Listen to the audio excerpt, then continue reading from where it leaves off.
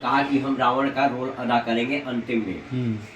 तो सब ने कहा कि ठीक है भाई करो, कोई कौन सा बात, दूसरे करते बोला कि लेकिन अच्छी करके करूँगा।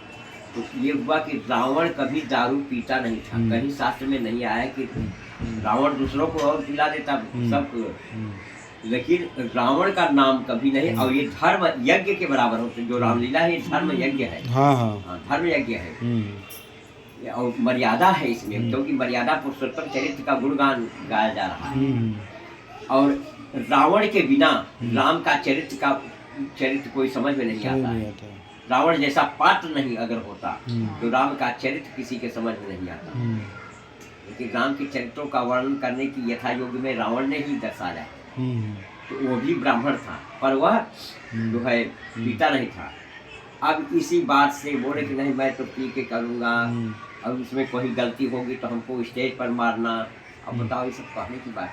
सबने कहा कि भाई तुम ब्राह्मण हो पहली बार, और एक ब्राह्मण की भूमिका में भी आ रहे हो। तो शास्त्रों में कहीं अगर प्रमाणित कर दो कि रावण दारू पीता था तो मान लिया जाए। अब इसी बात का तिल का ताड़ बना दिए, पहाड़ बना दिए, ऐसा की तब वो दो पार्टी हो गई थी। वैसा ऐसा हुआ। तब वही बाद में होता था कवि सम्मेलन। हाँ, उसके बाद जब रामलीला पर पूर्ण हो जाती थी, रामलीला के 2 दिन के बाद तब व्यवस्था बनती थी, तब कवि सम्मेलन होता था। बड़े बड़े अच्छे कवि आते थे। तो उसमें मेरा भी, मैं छोटा फोटा अपना ऐसे